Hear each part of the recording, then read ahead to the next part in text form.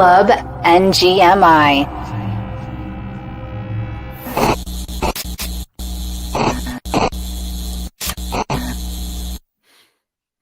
We are so glad you made it to the spooky season edition of Club NGMI.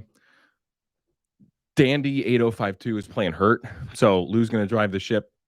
I just realized we're supposed to do a cold open and then do the intro, so we're just going to bring our friends on now. So welcome everyone. So Lou, how was your week? It was a good week. It was my last week of regular work, so it was pretty busy on that end, but seems like I didn't miss anything too crazy in the NFT space. So as you drink, I see that mug that you got there. Yeah. That an Ori mug? Oh, very nice. Wow.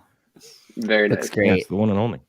What do you mean nothing big happened? We'll get to something big that happened. This is unbelievable, Lou. I don't understand you. Babs, how was your week? My week was brutal because I missed the only big thing of the week. So I feel like now I'm just sad. But otherwise, yeah, it was a pretty boring week, I'd say. Not a ton that I would have minted. I was excited for Parallel. I struck out. So that wasn't super fun. But other than that, I got zeros across the board. I got none. And, that was one of the few things that I was just like looking forward to. So I'd say otherwise, there's a pretty quiet week for minting. I didn't do a ton.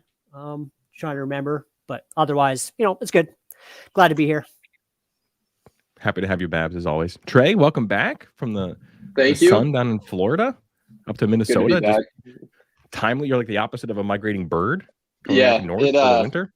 Well, I already booked a flight back for Thanksgiving, so it felt like I was gone I'd never been away from home for that long, 2 weeks. So felt a little bit weird, kind of weird to be back, but kind of glad to be back in my element, sitting on my computer all day. But like Lou and Babs said here, pretty ho-hum week in terms of minting and stuff other than Parallel. So it seems like we're kind of back to like that early June, late May time where we almost know when the good mints are coming up, and it's not just like this free-for-all frenzy constantly. So it's been kind of like a breath of fresh air, right?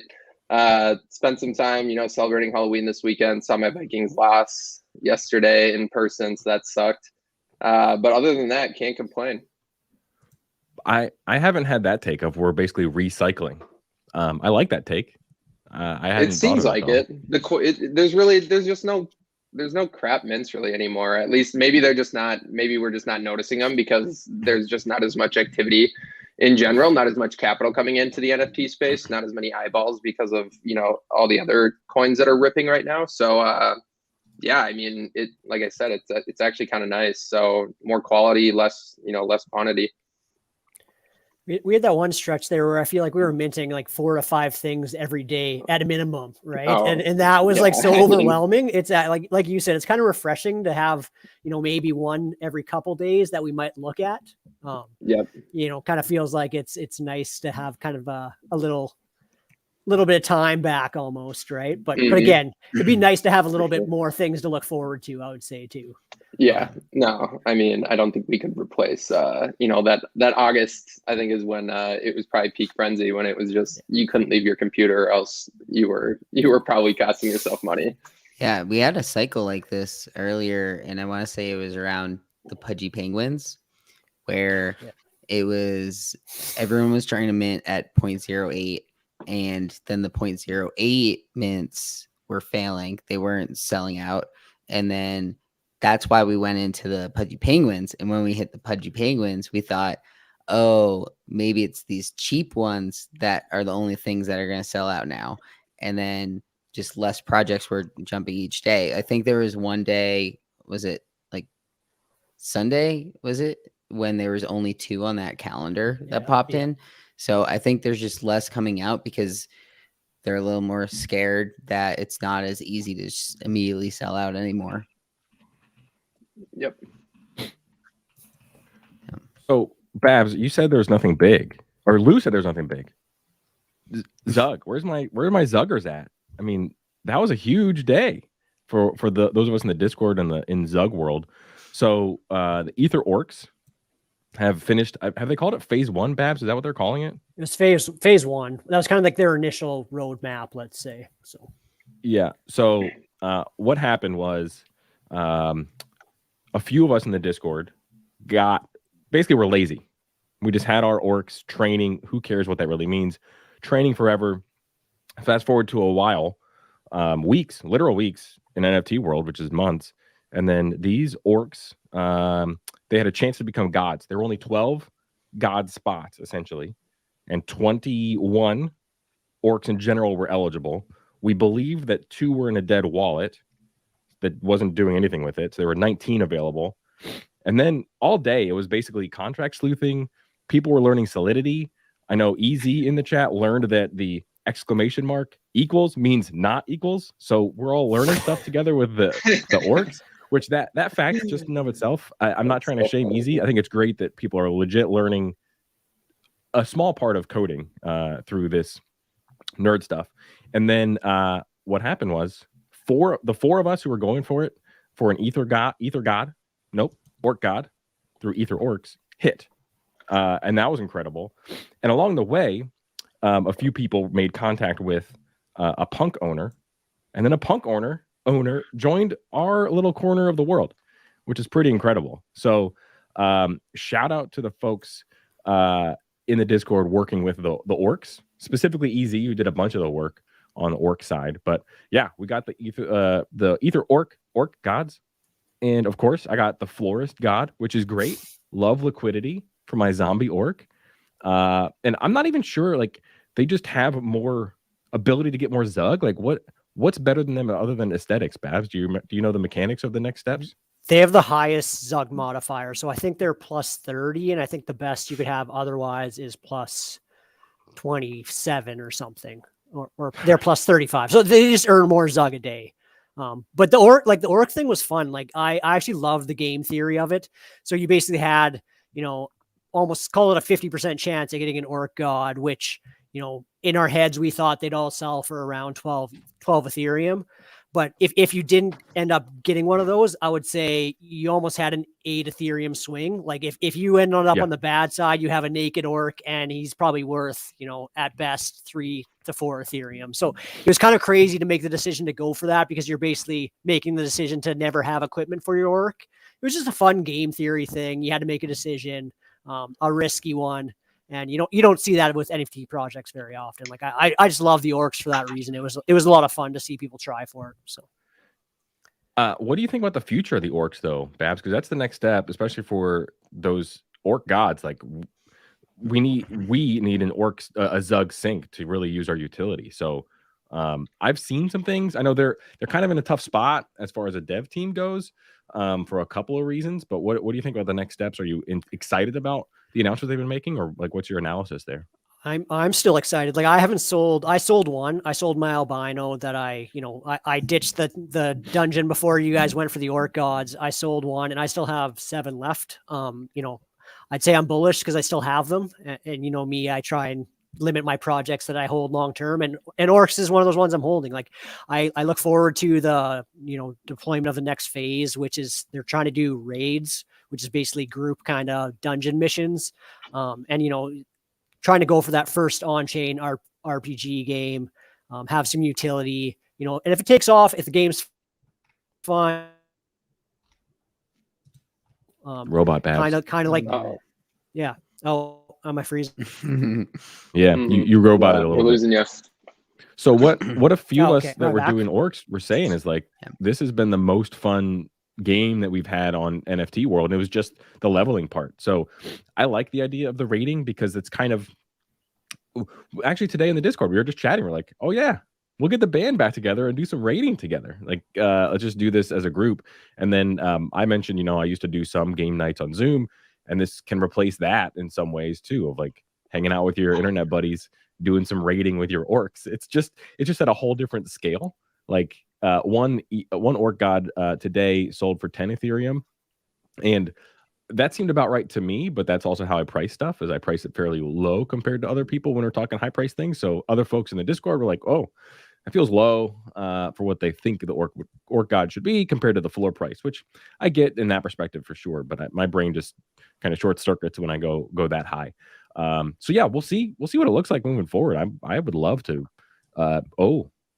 Everything's a content play now, apparently, as I shave my face after my wife goes away on a work trip for a content play. Seems like it could be something to stream. I don't know if there's a nice UI for the rating, whatever that looks like. I know they showed an animation of a dude chopping, so that was pretty fun. Lou or Trey, how about an outsider's perspective on the orcs? Were you all interested in the orcs? Did you all have FOMO, not from like an ETH perspective, but from like gaming and participating? What was your perspective on that? I was just going to kind of add that. I really don't get too upset, especially nowadays when I do miss something. I obviously have that quick little bit of like, oh damn, like I really like dropped the ball on that one. I should have been at my computer or something like that. But for the most part, like once people start selling their stuff and whatever, and everybody's kind of out, then I kind of just brush it off and move on to the next one. This one though, for sure, I've had like this kind of lingering, like mostly because you guys, it seemed like at first it was like zug, and I was like, okay, this is just going to be another one of those like, quick little memes that we run through in the Discord, and then it's kind of like on to the next thing. But this is definitely stuck around, and it's cool to see. Like, I feel like I actually do feel like I'm missing out on like a portion of the Discord because it's so active and so many people are still in it and enjoying it, because there's like that game aspect to it where you can hop into the Discord and do it with your friends, like raid with you. That's pretty cool. So that's the type of stuff nowadays that I get more upset that I missed about. It's not even about the ETH, like you said. It's more just about like the camaraderie, I guess, which sounds super cliche, but actually that's kind of where the FOMO is coming from right now. It's about the community. The community, right? Yeah. Lou, what was your outsider perspective on the orcs? I haven't really been following the orcs, but you mentioned the idea of like gaming. Did you guys see the Illuvium gameplay trailer? That looked pretty cool. I think when it comes down to it, the games that are going to succeed are the games that are going to be fun to play, not just the ones that are selling for high amounts. Because if people are selling these for 10 ETH, then people are going to be less interested in playing the game and more interested in selling for more. So I think long run, that might not be the best thing, but it's currently in that hype cycle of like, these are the best things you can have right now. So it's replacing like the rarest items, but you can level up and then eventually reach God status, or you have to have done it already. It's a sore subject, Lou. So it's a sore subject. So not anymore. Basically, the first phase, the only phase you're going to be able to get an orc god or get any equipment. So like you had to make decisions along the way of like what dungeons you wanted to raid. Obviously the earlier dungeons had more equipment, so they were easier to get. But if you waited for the later ones, some of them got, stripped before you even got there. So you kind of had to make that game theory decision of what you wanted to do, which was a lot of fun, right? Like it was kind of strategic that way. But yeah, that whole phase is done. So you're kind of now to the next phase, which is raiding, which their plan is to do raids and get companions with it. We don't really know much of the details, but you're trying to earn Zog to, maybe get companions, which would be elves or something else, like develop the game to a different extent. But all the Genesis orcs are kind of done at this point. You're missing the bone shards, which is what you'll get, and you'll turn the bone shards into a see. It's very straightforward, guys. It's very simple. But Lou, what I thought you were going to step into was, I alluded to this earlier, but the dev team has liquidity problems with themselves because this was a free mint. They've taken $0 on secondary sales, and so now they're expected to keep building this game out. What's their incentive, or why are they going to do it? So one method they're exploring, or I don't know if it's finalized yet, but they're expecting to create another orc god and auction off that orc god to pay for development fees. So they're diluting the pool, if you will, of uniques. And this reminds me a little bit of Top Shot when we're talking about the super high end, like LeBron, the Cosmics, and that kind of thing, where what if they go back and they get a new one-of-one unique whatever for another high-end player kind of thing. So what does it look like as a user that I didn't work hard, but I waited and I was patient and I won a race essentially to get this really rare NFT. Now what? You're diluting it. So that doesn't really feel that good as a user, but I get it from the dev perspective. And didn't those fluffy polar bears just do that too? Where they had like 900 or however many that weren't claimed, and then they were going to create more one of ones. I didn't hear about them creating more. I didn't either. But if that's the case, then that's pretty dumb. Yeah, I read that they were adding like 99 that I don't know if they were going to be auctioned off. I forget the method they were going with. But yeah, it was however many didn't get minted at the end, I think was going to determine how many they created. But yeah, it's kind of weird where if you can't reach the god status, the only way you can get it is by buying. And if they have too much of an advantage, then that might deter the people that don't have the gods as well.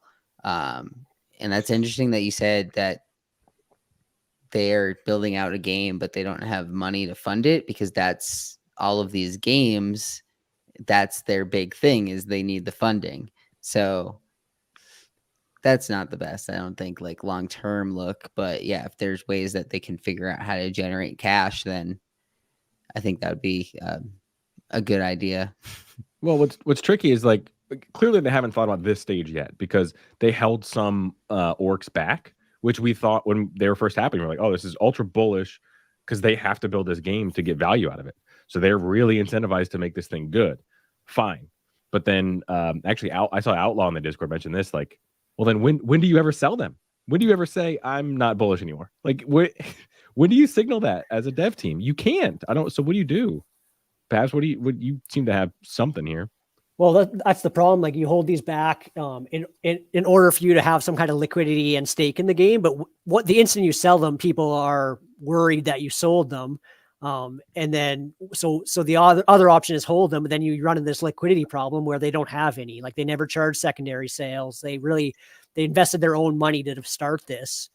Now what do you do, right? Like, I would love for them to sell them all right now, but all that does is send a signal to the market that, hey, maybe they're worried that their game isn't going to be developed like they want it to be, right? So I don't know what the answer is. I would be fine with the middle road being they stake this because you could stake this orc to get Zug, which is the in-game I don't want to say currency, but I'm trying to find the clever way to say it's not token, I guess. Yeah, right? token. I was trying to find the funny way that they dance around the words to not be a security, but I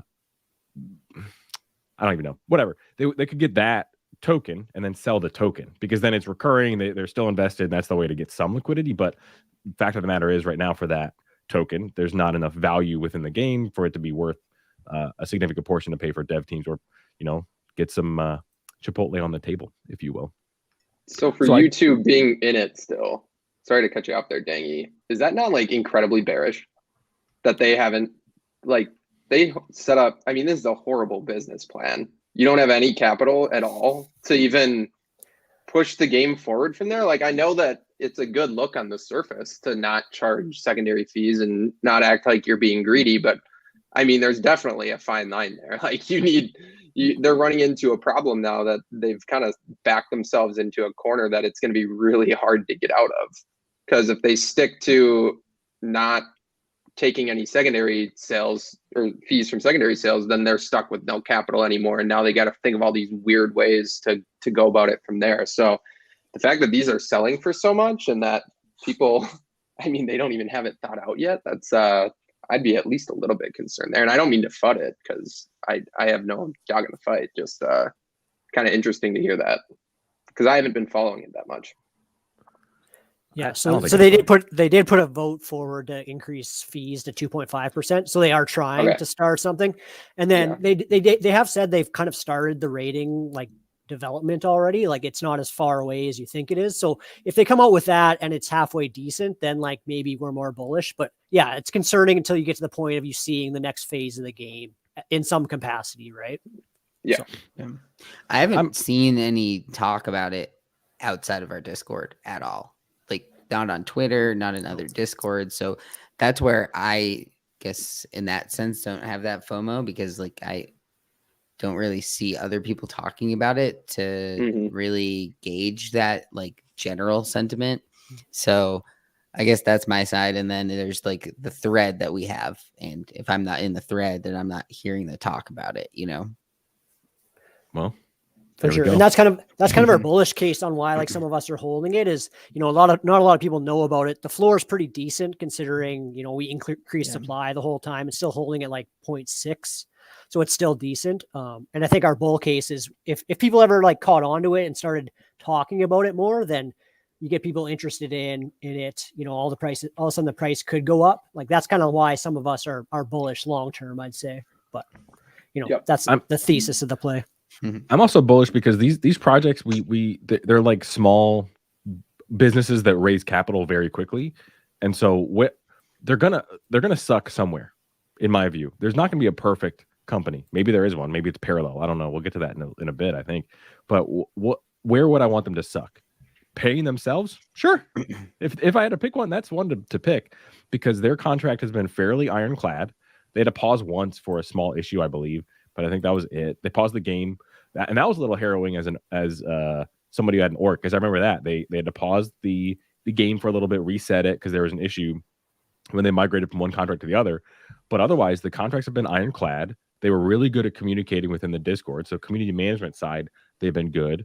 But I agree, business side, they're terrible because they have $0, I guess. But I think as a user, that's fine with me as long as they can find a way to keep building. So I like it in that's the furthest away problem when you're developing the game or developing the project, right? Because smart contract might come first, community comes first, probably smart contract, then we've got art, and all those things have to be in place. And people do love the art for the orcs. Even, I mean, it's a specific style. So if you're a nerd that, you know, played Diablo in your basement and then started working out and then got some sick abs, then became Babs and then became abs, you love the art, like my friend Babs. So I think it makes sense on a lot of levels aside from that business development side. So, and they have outs, right? Like we just described. You could do the Zug route. You could make a 13th god, which people were talking about the 13th god that first night, actually. Like 13, it makes sense to have gods as far as the number goes. Fine. But yeah, it does kind of stink to change the rules after the game has been played. So we'll see what happens with that. So Babs, you struck out on parallel, right? Lou and Trey, how did you all do on parallel, or did you participate? 3-3-0 here. Same, but I still don't have my cards. So really, I just got mine today. Out, I guess, on all of the wealth, since everyone just immediately undercuts or takes the WETH offer. Yeah, one of the rarest card I had was like a 1.5 floor with 1.2 offers on it, and then I checked today and it's 0.4 floor with 0.3 offers on it. So I was like, well, how do people bring it down so fast, so hard? It's like people are just trying to immediately get out. And that was the worry I had going into it, was if you're not going to hold, then you either have to immediately sell or you're just kind of screwed. Yeah, it was a race to get the cards this time. It was less so last time, but it was also much more under the radar, I think, in the July drop.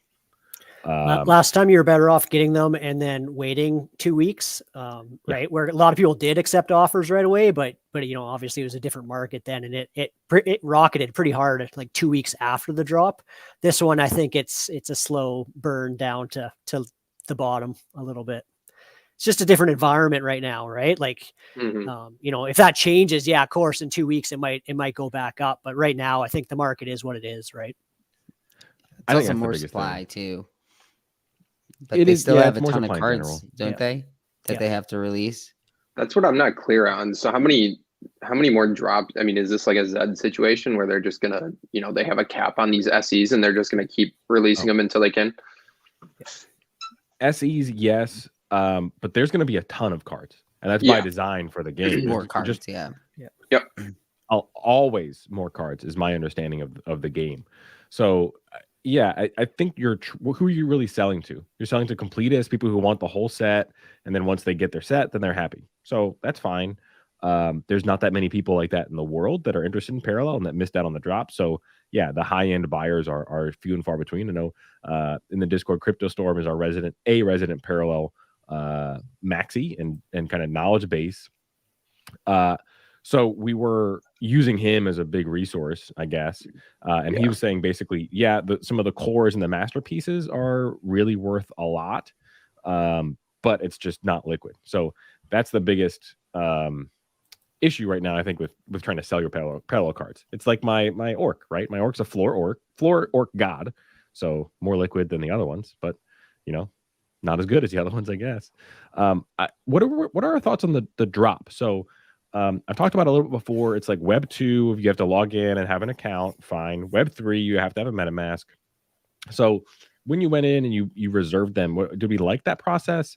All that kind of stuff. What kind of failings were there?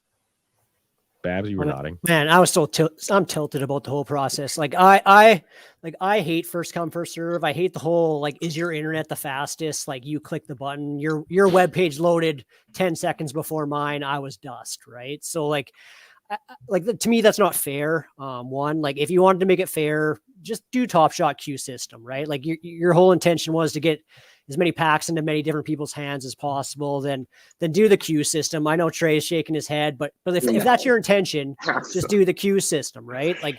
And then if your intention is you want people to have packs, why did you let people reserve 3, right? Like you had 1/3 less people getting packs because you gave everyone 3 when you knew demand was going to be insane. Like, why did people need 3? Right. So I just hated the whole process. And I know maybe it's sour grapes because I missed out, but I hated it last time when I got them. So I would just prefer either have a gas war or make it a queue if you're going to do it this way. Yeah, the queue makes sense to me. The queue or a raffle. I was listening to a podcast. I'll have to pull up which one it was. And it was about fairness and NFT drops and different leaks and kind of thing. And gas wars aren't fair for obvious reasons. And then what are other leaks available? And what they came up with was basically a time-based raffle where you put in the Ethereum and then you get it back at the end if you fail, or you get the token if you succeed. So that's one way to do it, I think, versus this click as fast as you can kind of concept. Because yeah, it's relatively arbitrary, but it could be botted. I don't think it was in this scenario. But yeah, it leads to frustration because why were some people in our Discord able to get 333, which is the basically low, medium, and high tier drops, and then some were able to get 000? What was it? I don't know. They all wanted it the same, and kind of it does leave a bad taste in your mouth for sure. Trey, what are your thoughts on that system? I mean, the fact that it wasn't botted is, at least it doesn't seem like it, or that to my knowledge. I mean, what else can you ask for in a drop? I mean, the CAPTCHA thing was not great, right? Where some people get CAPTCHA and others don't. So I would say that's the one exception. But I mean, you didn't have people that were getting stupid amounts of packs, like 12 or 15 or 20, right? I mean, for the most part, everybody in our Discord either got 333, 330, or 300, or they struck out. But I have a feeling most of the people that did strike out went for that premium pack. And I mean, when you have, what did Crypto Storm say? There was going to be how many people going for that premium pack, and there's only 500 of them. It seemed like most of the people, had a decent shot at it. I mean, for the demand, that it seemed pretty good and it seemed pretty spread out. And the queue system just completely takes out any control that you have. So I want there to be that, okay, I felt like I went in there and did something right. When you mint something like that, you get that satisfaction. Whereas when you get put in a queue, it sucks. You just sit there, and if you strike out, and you're like, wow, that was really dumb, right? So yeah, maybe it's not the most fair, but I mean, it seemed pretty spread out given the demand. And so those are my types of drops. That's how I like them. Maybe it's because I do well on them. I don't know why. I mean, I don't think I have any faster internet than anyone else. It's not like I got any massive servers up here, but yeah, maybe that's me being a little bit biased because I got the 330, but those are kind of my thoughts on it. Lou, what are your thoughts on the fastest finger, I guess, first come, first serve, 1 second style drops? Basically like sneaker drops in my head. This is my understanding of how the sneaker drops are. Just click a button this time. Good luck. Yeah, I mean, the issue is how fast that goes, and if you're not just sitting at your computer, because saw a lot of people are having issues with mobile to do it, and a lot of people at whatever it was 5 o'clock on a Saturday aren't at home and just gonna sit on the drop, and it was heavily touted as guaranteed EV, and that's one thing that concerned me a little about that next drop they're gonna have, because I think each of these drops they have are gonna become less and less EV as more and more cards get distributed.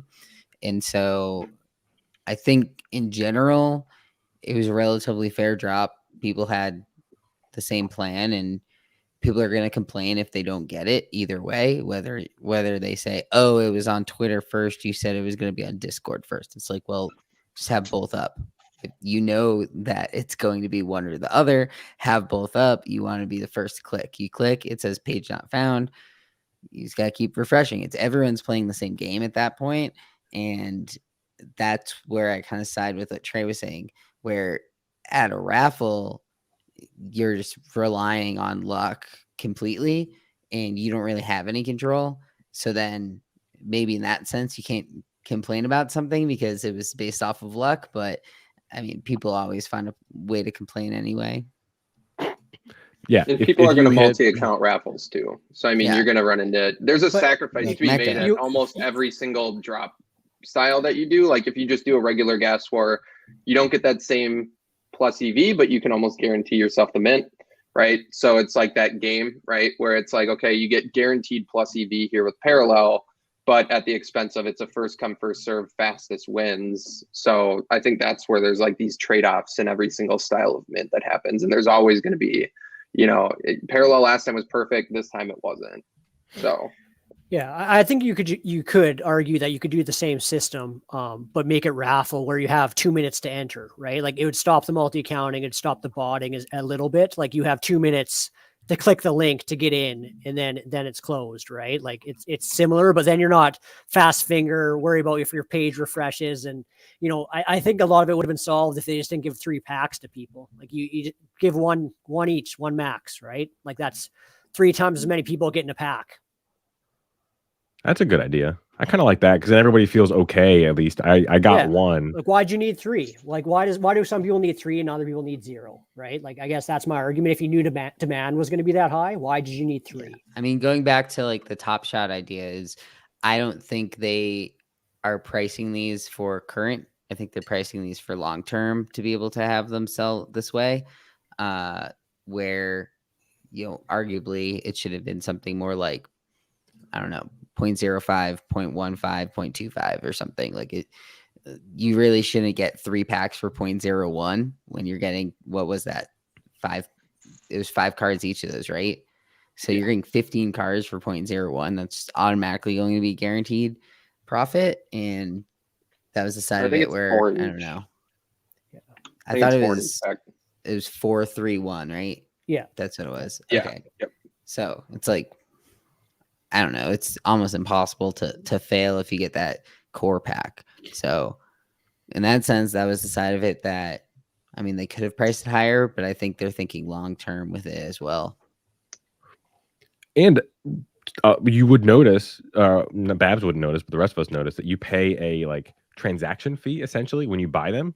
We paid 0.07 on top of that, the pack fees as a gas fee. So I thought that was interesting from an economic perspective for the team, because it's kind of like when you are paying a credit card fee when you're swiping your credit card, but then they just fold it into the overall cost. Like, how do you want to hide this money from folks? So they could have done 0.05 on each level.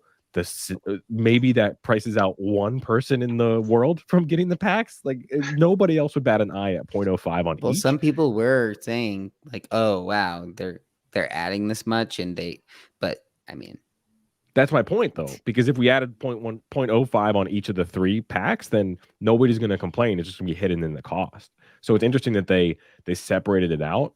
So what that leads to down the road is, oh, I only paid 0.01 for this pack, but really you paid 0.01 divided by that gas fee. So I know we're talking not that much in ETH terms, but it's just interesting as far as how they structured the pricing.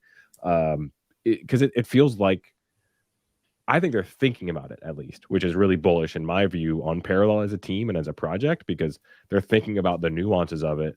And even I remember Babs in the Discord was like, what are the chances this site stays up? There's like a 10% chance that it stays up. And it basically did. The initial drop, it failed, but that's right when they deployed it. So I'm super bullish on Parallel in general. And this goes to a macro conversation, I guess, if we want to go there. But it's chilly season, which means it's time to build.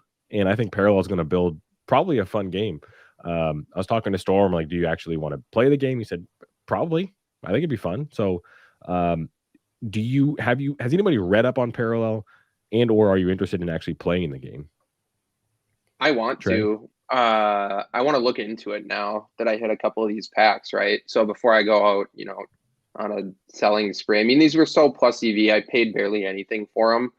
So I don't see any need to really rush, at least in my position, to just rush and sell these. So, Crypto Storm is really sharp. And I think I've, a lot of the money that I've made so far, in NFTs or in crypto in general is just tailing people that I see as sharp. So, I mean, if Crypto Storm is as into these as he is, then it at least makes me raise my eyebrow and go, okay, I should probably be looking into this before I, just go off and dump the cards for the guaranteed plus EV.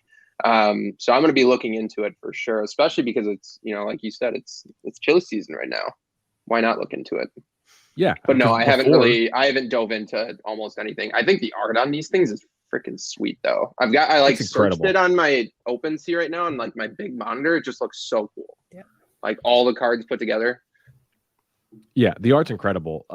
I put it up against the fuck render fuck crystals and just they're unparalleled, because I remember when the crystals came out, I was like, oh wow, these are cool. And yeah, I was kind of wrong about that particular one. On the note of tailing Storm, just tail him the whole way through. I missed out on $600 of this meme coin called Tractor because I didn't click 2 more buttons over on Avalanche. So follow the whole way through and then you'll get an extra $600 of a meme coin. FYI. The other goings on are NFT NYC. So IRL meetups. Obviously, the 4 of us are still sitting in our basements, if you will, as Levitan would say. So, what are our takes on in-person meetups? I know Babs. I'll go to you first as far as like. I think you're talking about it's lines, and lines are cool. Lines are bullish. So, what's your take on the NFT NYC whole concept? Imagine waiting in a line, right? Spending $1,000 to fly to New York to wait in a line for 7 hours with a bunch of guys that don't shower. Like, no, that's a joke. I actually think like the Bored Ape stuff is super bullish to me. Like the fact that people are flying out to New York, waiting in the line just to kind of hang out with people that are like-minded and part of their community. Like, we're in an NFT Discord, we're on an NFT show. Like that should be cool to most of us. Like the fact that people get that into NFTs, like that's bullish to me. Like long term, people want to be part of it. Like the whole NFT space is, we always get down on it, but the fact that people want to like participate in events like that, just to be part of a exclusive club, like I actually really like that. Like I have a Bored Ape, so obviously I'm biased, but it's not why I own it, but like seeing other people get that excited about it makes you, appreciate what you have, I guess.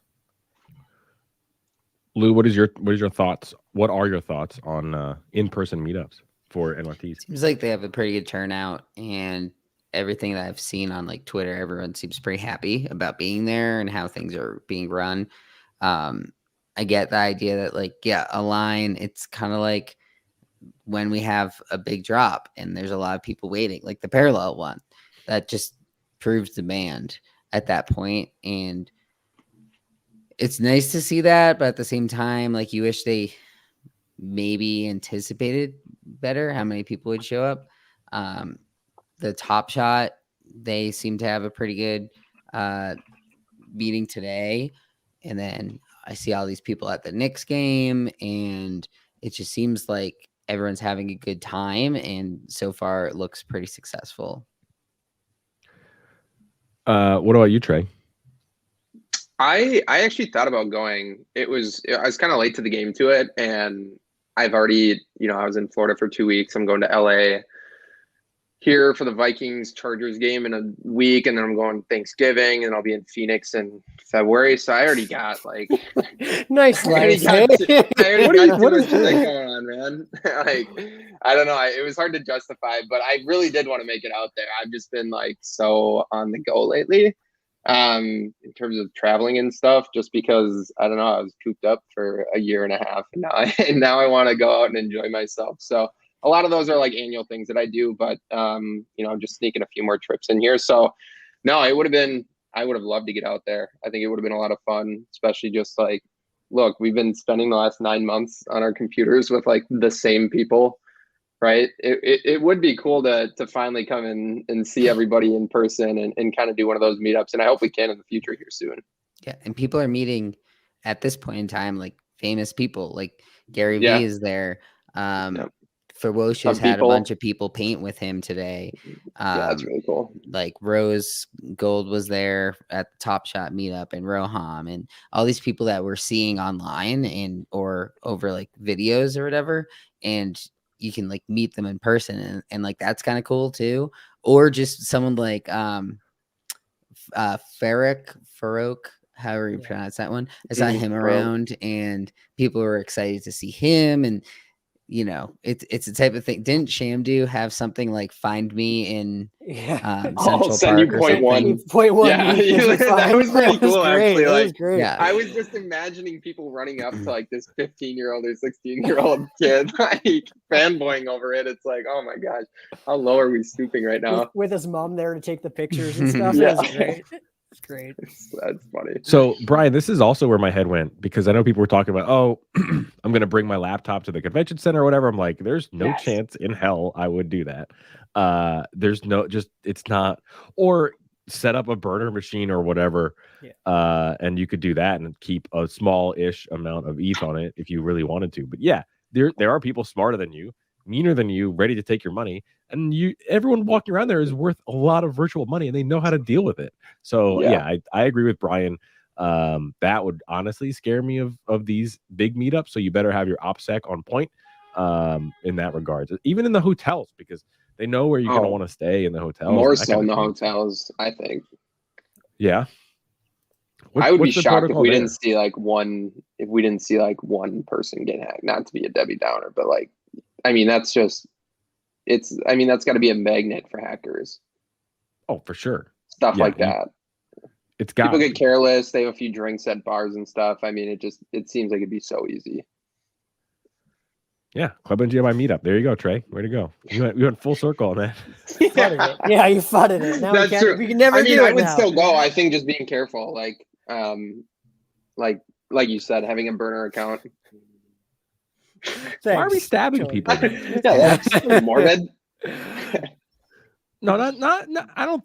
Okay, if you stab Babs, his abs would protect the rest of his body. Oh, that's I don't true. think you'd have any problem. But I've heard people say that before. That like they don't feel comfortable wearing like a Bored Ape like hoodie out in public, and like I kind of understand that. Like it's basically saying, hey, I potentially have a asset worth $100,000 on my phone, right? A lot of people might not know that, but like I get the fact that where some people might be a little paranoid about it, right? I never really thought of that take until someone brought it up. Really? That makes sense. I mean, yeah. Do people who walk around with a Rolex more likely to get robbed? Like, are people that drive fancy cars more likely to get it broken into? Like, that is a real thing, right? And if people know that, you can only access this Bored Ape sweatshirt if you own one, then they're arguably worth at least that 30 ETH or whatever. Yeah, I don't know if it does. It does matter. Like people, like someone in the chat said, like people drive Lamborghinis and they survive, right? But I never thought about it. Like it never really concerned me that much. But I have seen people say that before, right? Yeah, basically the moral there is I'll play daddy wang again. Just be careful when you're meeting up with a bunch of nerds in person. Like and part of I guess the difference is broadcasting it too. Like that's my issue. And just wearing the hoodie is different because you might not have cash on you. But if you have your computer out or doing whatever, because we're also like nerds in general who are involved in NFTs and in crypto, so we're going to want to have our devices around just in case. And yeah, it's just a little scary. So am I going to get robbed for wearing my new Club NGMI hoodie? Yeah, you're Is that gonna automatically you're automatically rich if you have that on. Yeah. Yep. I mean, it's basically happened twice now where people are like, "Oh my god, it's sold." That's scary. Where one sold and he hasn't returned yet, and the other one had multiple tokens, thankfully. So yeah, I don't know. Maybe they are going to go after your token. We'll see. Okay, we had some listener questions as well submitted. So we had one from Ham Bowen. Pick 5 holds. 5 feels like a lot, so we'll do like 2 or 3 each, I guess, which we can overlap. I want to take it easy. I mean, I thought of one of these, so 5 seems like a lot for me personally. Pick 5 holds for the non-punk BAYC, Bored Apes, or Kongs division. Now, Ham included ... so like that kind of echelon, but I personally wanted to start with Cool Cats would be mine as of right now. I'm not a Cool Cats holder. I like their roadmap. I do think the PFPs are cute. So they check a lot of boxes for me as far as what I'd want to buy for the high end holds. So that's my first one. Lou, do you have another hold that you'd be interested in? Yeah, I have a few that I'm currently holding. Doodles is a hold for me. Yeah. Similar idea to what you're saying about Cool Cats is I think the artwork on it is something that I could see people using for PFPs. They seem to like it. It's relatively simple. Like the colors are the pastels. People generally like that color scheme, and they have a pretty strong team behind them. So that's one that I'm holding. Abs, what are you holding?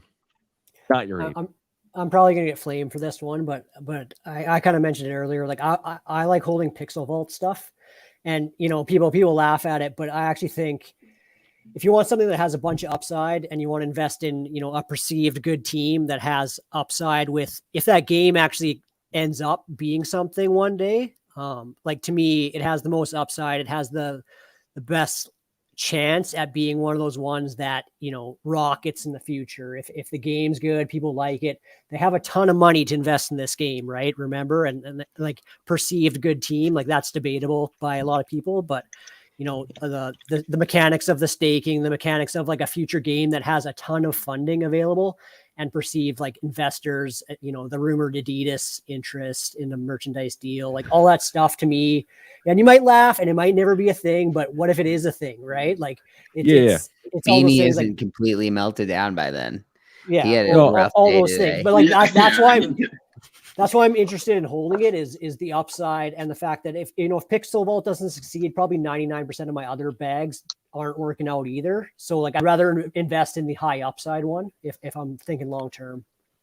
I was just laughing at Adidas because Adidas has become when China for Top Shot. Like for me, like because I've heard about this. Oh, have you heard? For literally months now. It's gonna be like Skechers.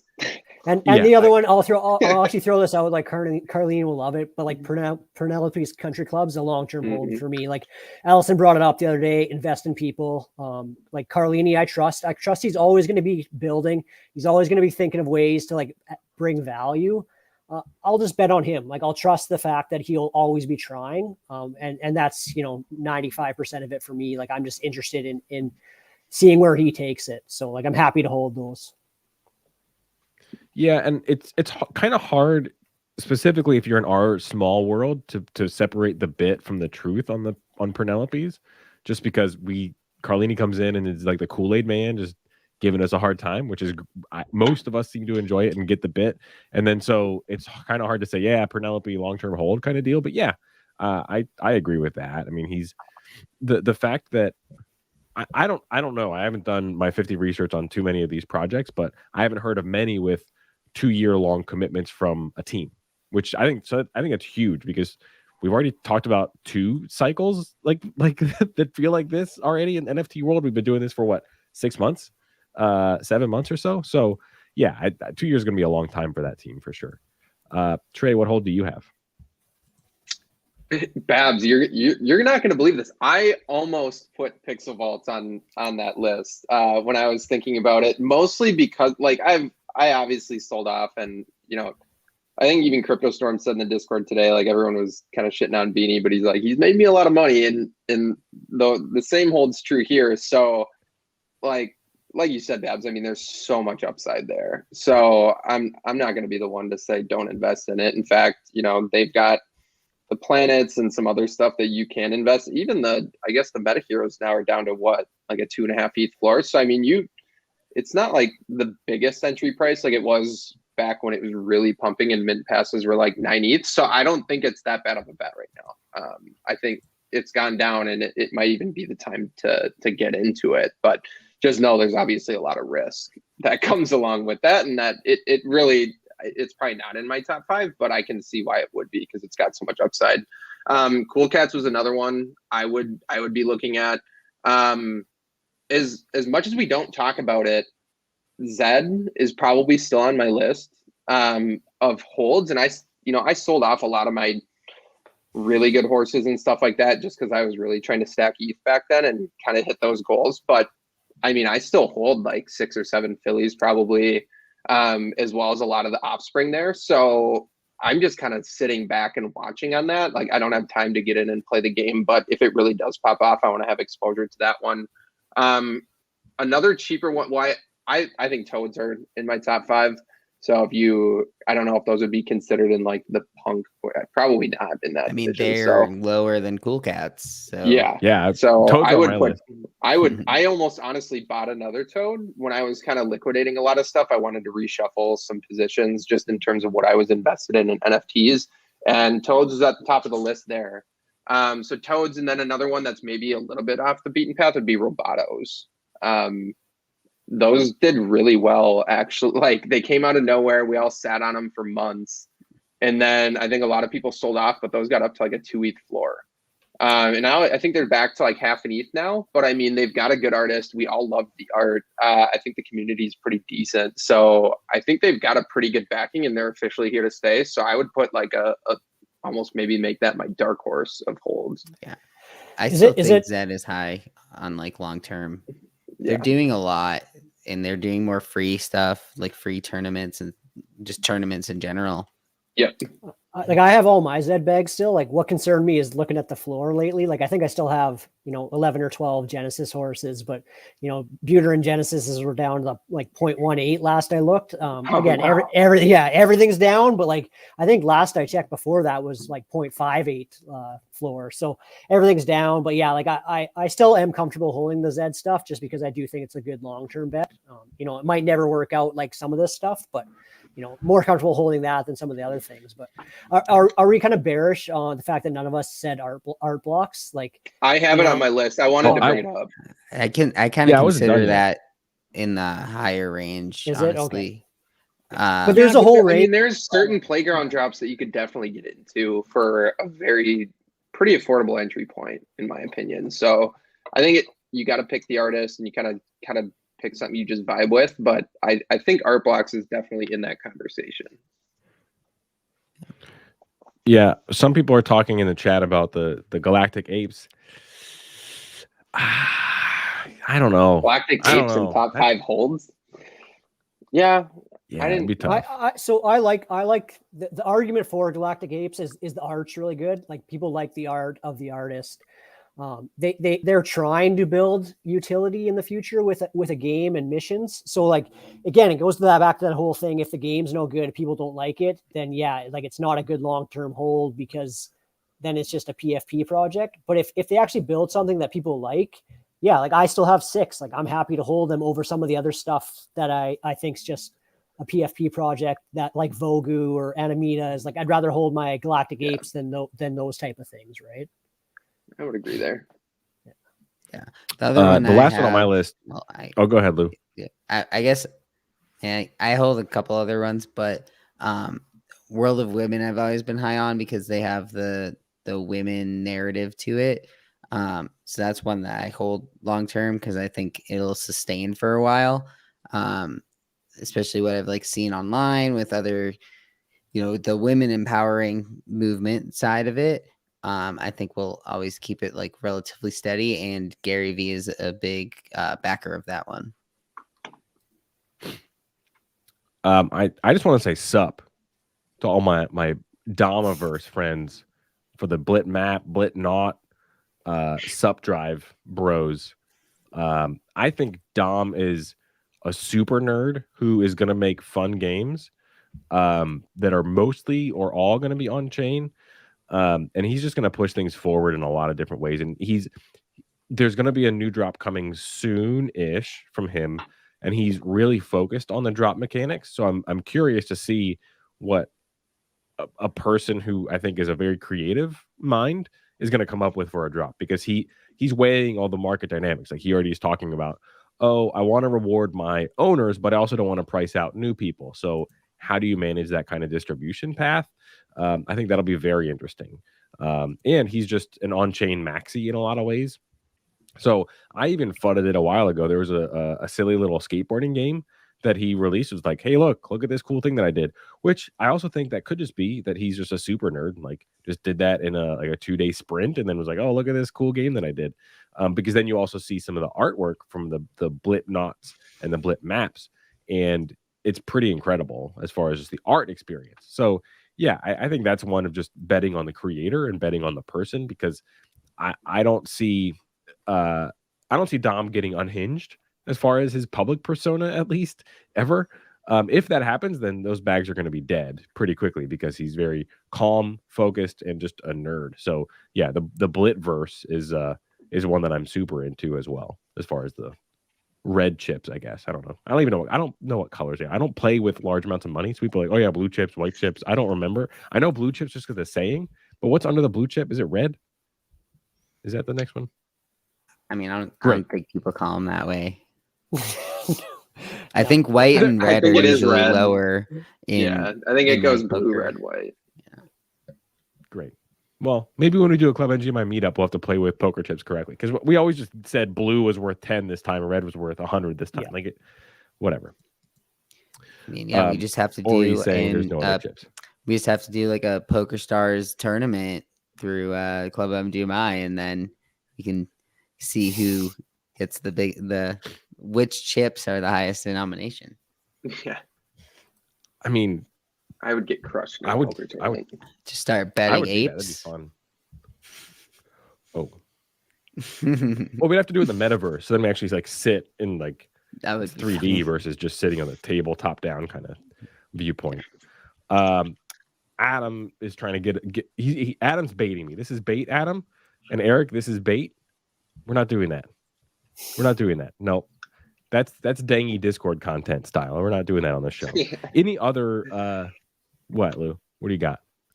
I mean, not the worst topic. I mean, he already says, let's see, spicy nacho Doritos, hint of lime Tostitos. I don't know. What are your takes on those two, at least? Because those wouldn't be on my top two. No. This is bullshit. I don't like these. Spicy nacho, get out of here. You just get the regular nacho. Like, what do you want? You want the MSG. That's what you're there for. Just get it through the nachos. I used to be a Cool Ranch Dorito Maxi. Tried the nacho again. It doesn't taste like nachos, guys. It does not. That in my head, I'm like, oh, it's like nacho. No, it's not. It's just different. Tastes like cheese. It's better. It's the cheese, yeah.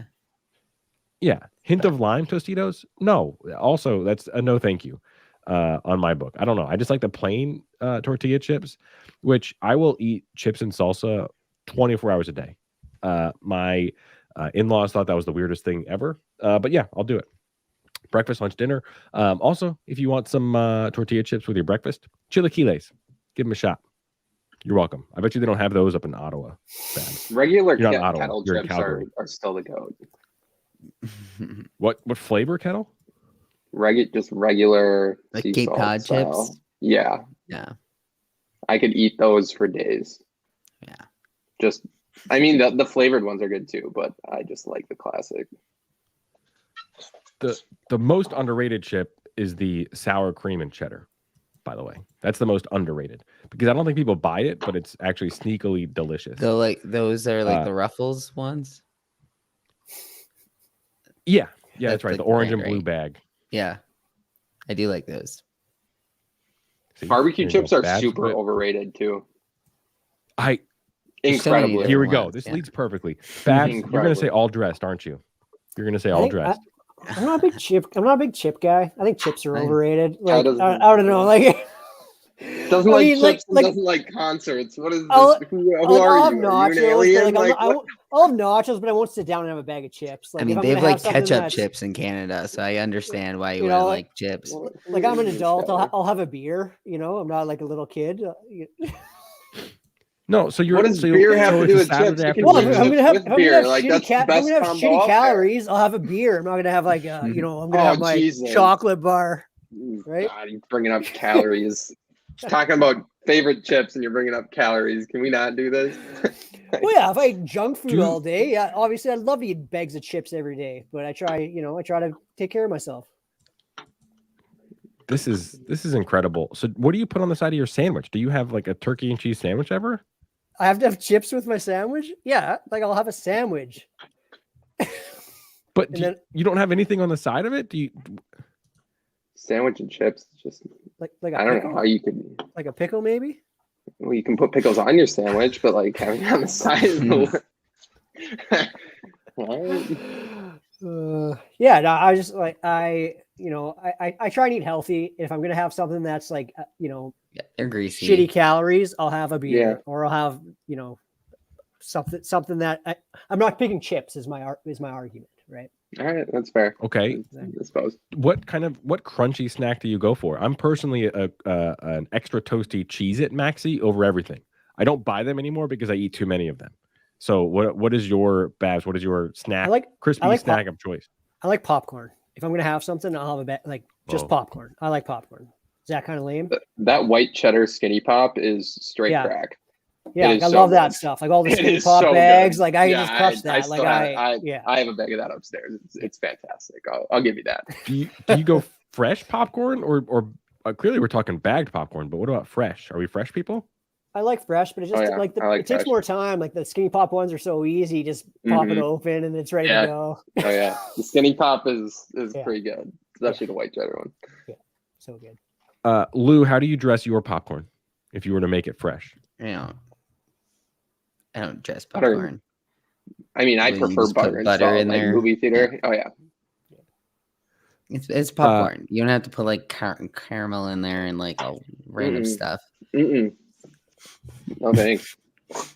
I agree with that, but tahini is the move on popcorn. Some butter, tahini.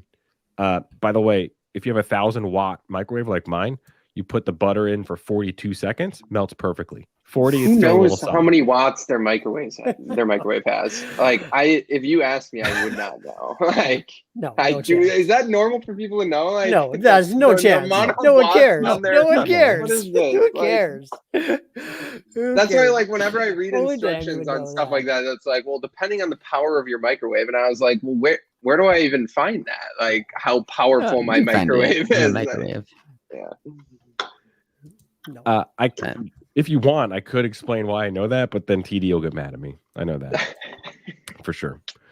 All right. Any other bluish chip holds? I actually like that you brought up blip maps. Like that stuff interests me. Like I always looked at it. Like I'm not good at second guying, especially expensive things. But like I wish I was in that project, and if I was, I'd be holding it. Like I'm glad you brought it up. Wonky stocks. It's one of those ones. Yeah, no. It's one of those ones where like you make the argument to invest in people. Like he does seem super sharp, as you said, right? Oops. Whoop. Oh, I have another one. The Wizards, the Forgotten Wizards cult. Oh God, that hurts. That one is holding very strong over this past week. I when know. others were getting hurt, and I mean on chain, and it seems like they have pretty good developers back end. And I know Babs really liked their website during that first drop, so I think they're one that I'm interested in. And I think they have a connection with Coinbase when Coinbase NFT marketplace is going to come out. Yeah, like they're still at 1 Ethereum. Like that's pretty good considering what the market's been. Are they right? really? God, I'm kicking myself for selling those too early. Those are ones that I actually am just like, dang it. Like I knew that they were going to be good, and I just didn't. I was just like, I'm going to list these, and one of my mass crusades of listing, they got caught in the line of fire. So It's too bad. Or Lou, how have we not mentioned Avastars? Like, I just feel That so was the other wrong one for on the that. list. Yeah. If I was um, making 5, but it seemed like we were all. I kinda- think Avastars would be on there. Like, I have 3 left, and I probably will not sell them I have more than that. to the moon or zero. But I'm keeping the 5 female ones that I have specifically to make that replicant, which is coming out within the next month. So Sweet.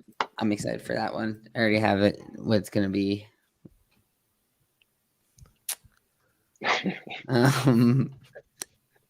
Would you rather fight That is 10 a funny Matic-sized question. Andys or 1 Andy-sized Matic?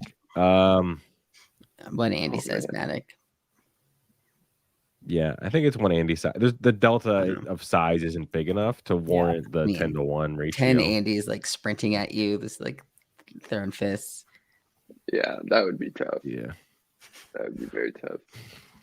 I don't but I feel like I also feel like Andy is less likely to actually fight you than 10 Matics would. I think the 10 Matics would get mad at each other and get riled up and then try to fight you. I don't see Andy getting too crazy about that. All right. So Trey, I'm going to put you on the spot, and I'm being a bad teammate right now, and I apologize. Oh, man. So you mentioned that this feels way back about an hour or so ago. Like this feels like Mayish, June, when we could like plan ahead, look forward at projects that are coming up, and then kind of pick our spots a little bit better. Like I think Forgotten Runes were around that time, and I remember we identified that. We're like, oh, this is going to be a good one, and that's an example of one. So, have you seen any on the horizon that you're looking at? I'm still trying to play catch up and like clean my own house, like almost literally and figuratively. So I have not looked forward to see what I'm interested in coming up in the next couple of days. Do you have any projects that you are interested in? Not really off the top of my head. That I can really think of that are scheduled out there. Yeah, I guess I really don't have any that are. Usually they pop up like the week of or something. Like Parallel was one that was kind of anticipated or whatever, but a lot of times they do pop up and then they release like 5 days later or a week later. So nothing that I can really think of off the top of my head. That was Doodles. Hold on. I got breaking news. We have another listener question. TD asked, how do you sleep at night? So I'm a big fan of white noise machines. Are you guys white noise maxis? No.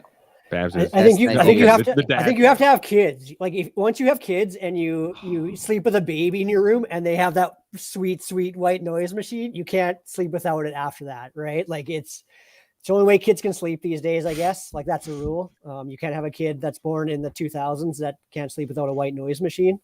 So once they sleep in your room, you just get so used to it. And now I can't sleep in a silent room anymore.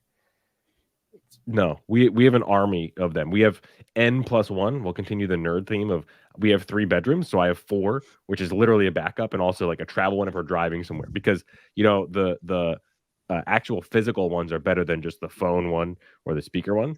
So that's good. What about comforters? Like I'm a big, I like heavy comforters on me. So we recently got a weighted blanket, and it's weighted blanket season because it's too hot in the summer, but it's getting chilly. Babs, you weighted blanket guy? I need to get it's a gotta be. weighted blanket. I don't have a weighted blanket, but I have like the heavy comforter. So I've always kind of wondered if I should try the weighted blanket, but yeah, like I'm a type of guy that I need to be cold at night, but I also want weight on me. So it's that weird, double standard. Oh, just get your little toesies out. But I like having a blanket on me. Like I need the blanket on me. I need it to be like, feel covered, but I also hate being hot, and I run hot. So I'm always hot. So my wife's the opposite. So she hates it. Like I have the fan on.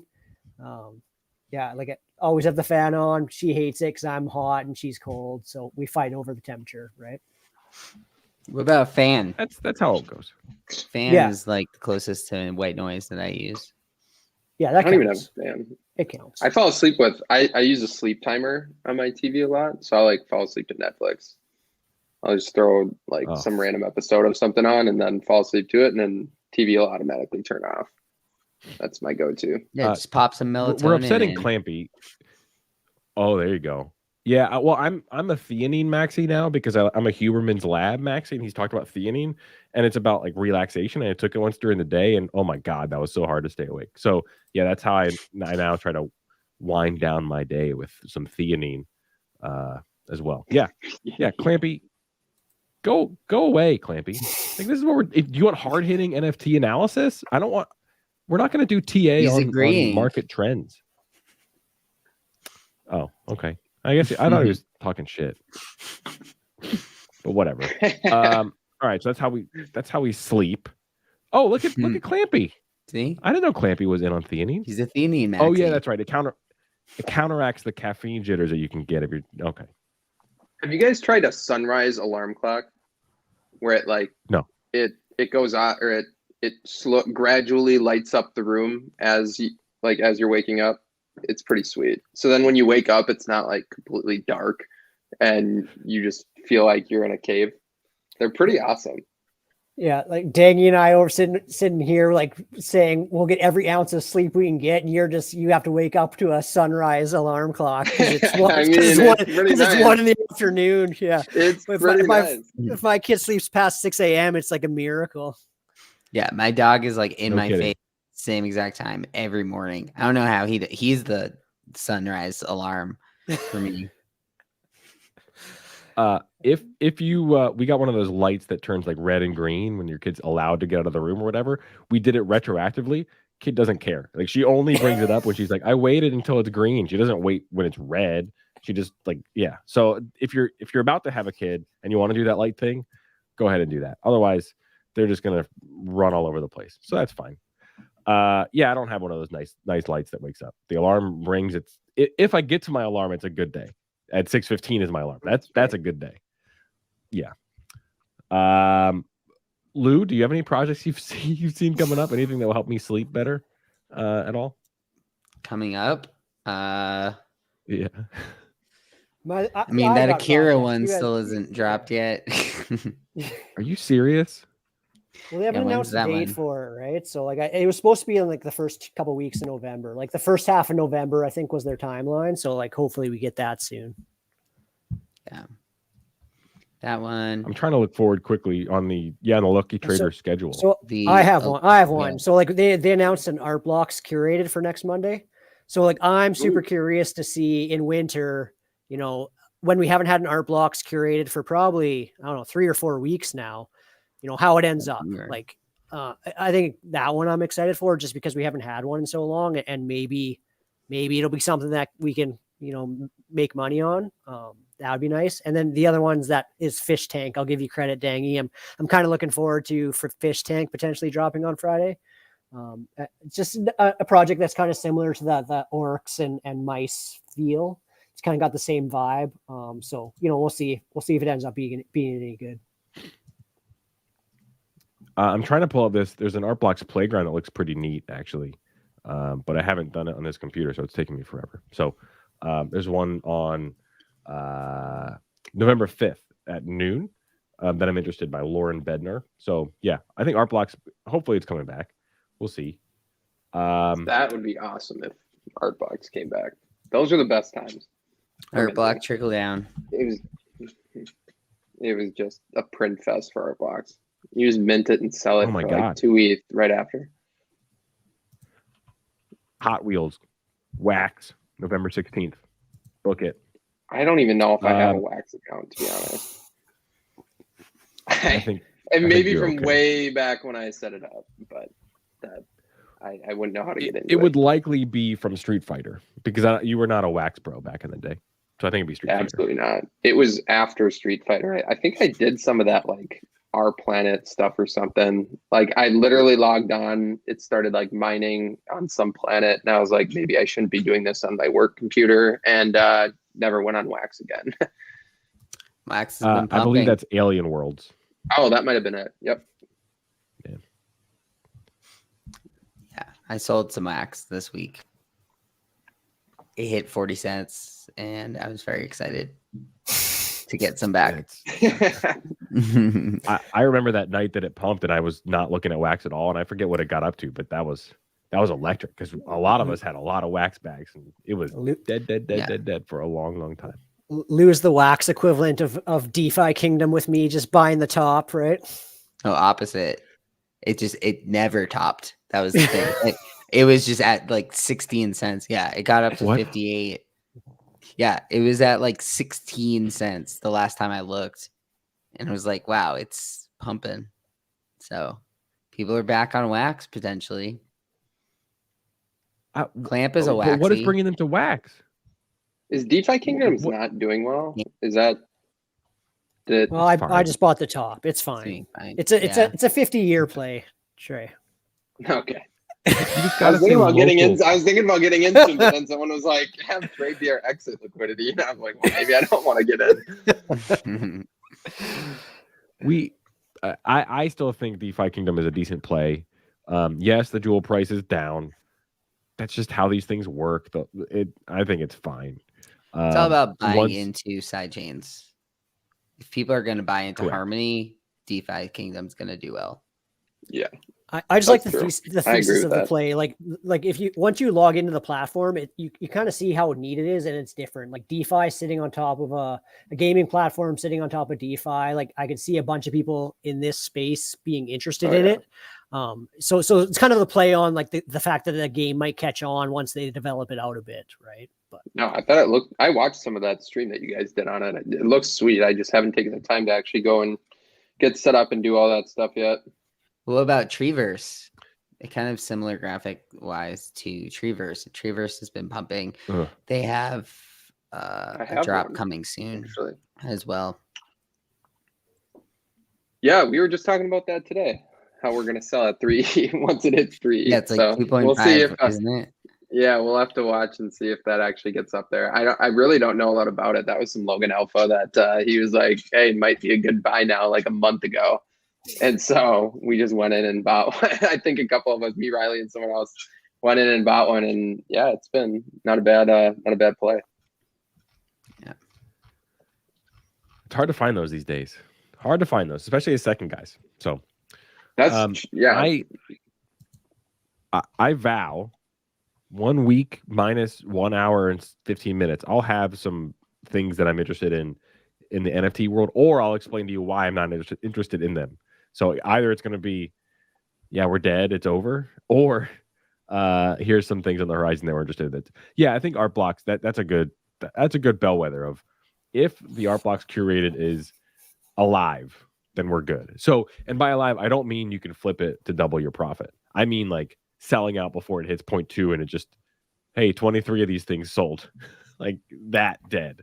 I mean, I cannot imagine that it will be that dead. I mean, this is it's gonna sell out. Yeah, like especially because there hasn't been one in a while. I'm more interested to see like how quick, like what price it sells out, and then if the floor doesn't crash immediately after, right? Like I think the biggest worry is, it sells out at say 5 Ethereum, and then an hour later it's down to 3.5, right? Like I think that's bearish on the NFT space if that happens. So we'll see. I think it'll be a good barometer test, because we haven't had one of those in a while. We were talking about setting the bar low and then leaping over it. So that's what I was doing. But you guys are being honest about your assessment. I don't like that as much because it could fail. I'm trying to let it not fail, because I would love if there to be some NFTs that keep us warm throughout the winter. So I will thank say you all. what? Oh no, don't. Well, last thing. If this is the end, that's kind of weird of the NFT bull market. I kind of saw it being more violent and there being more blood in the streets, I guess, in terms of projects just crashing like crazy. So, I mean, some of these are still holding up. I mean, you can still get, decent money for it. Granted, there's less liquidity, but, I think some of these projects, if this is truly winter, are holding up better than I thought they would have otherwise. I think the good projects are holding up. The good projects are holding up. All like the C-level projects are complete dust now. Like they're almost all under 0.01. You can't even sell them for under that. Like anything that's not, the project that's well established and has a good community and been around for a while, like all those are like almost complete dust now, right? Like you can't even upload them if you wanted to. So like that, I think that's the where the blood in the street is right now. But at least it's nice to have some things kind of holding on, right? Yeah. So there was a late. The people want more chats.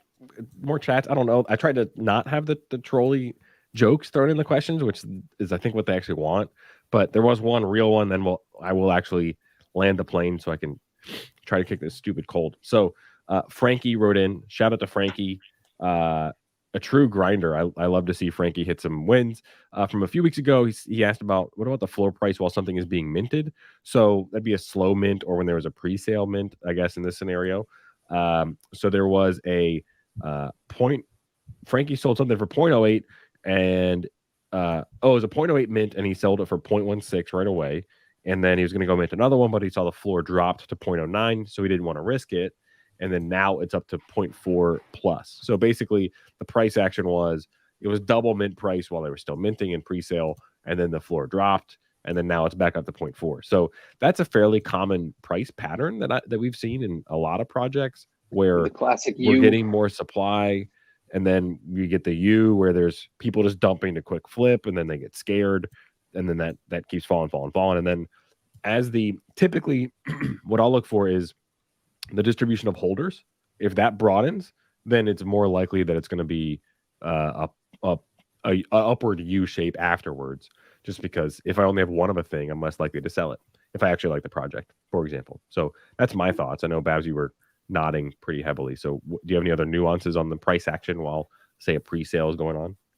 I sometimes get scared off of minting things because like the floor will be around the same cost as what I would mint it for. But I think people overlook that and get a little scared off too easily. Like all the time you'll see after the thing sells out, all of a sudden it'll rocket up, right? So like as long as you like believe in the project, like don't be scared off if the floor is a little bit under mint. Like you still have the rare upside, you still have like that fact.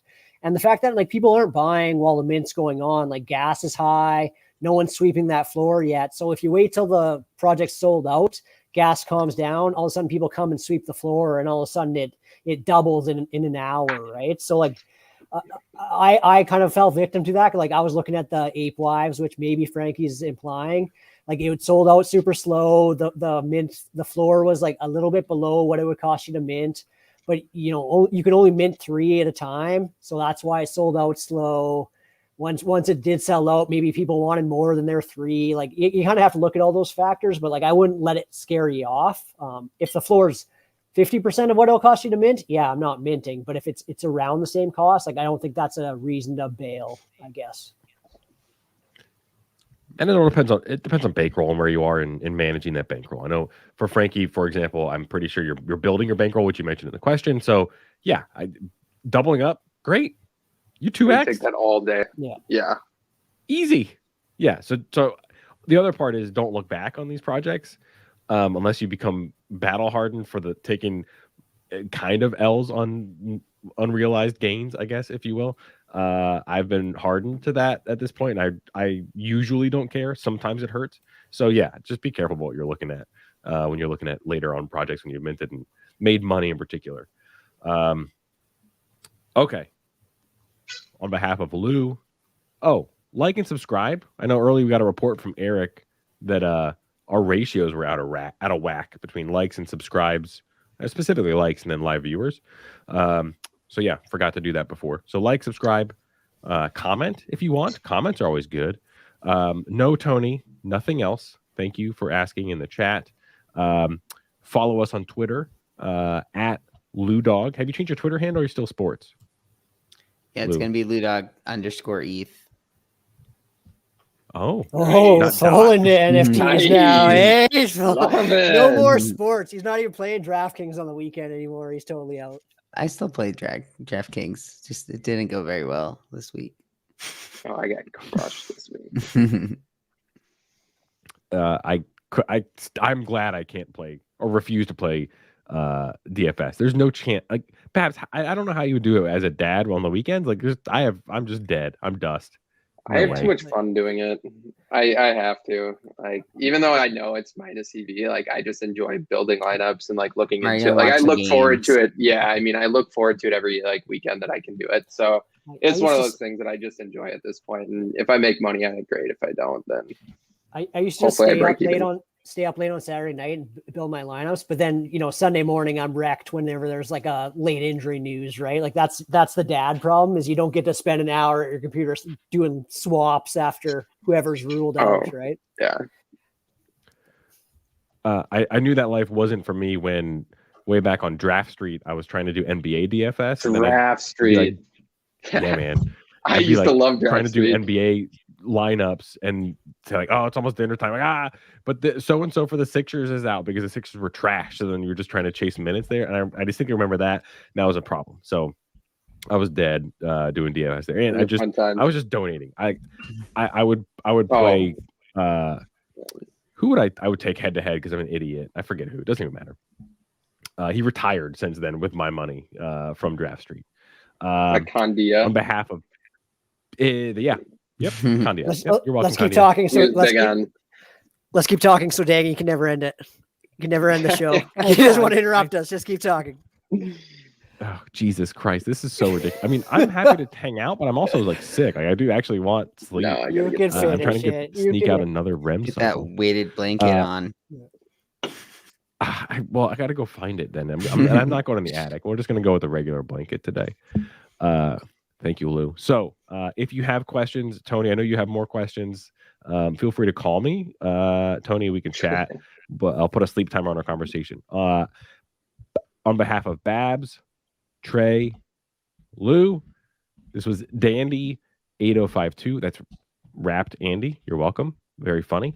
Thank you all very much for hanging out with us. We will see you next week.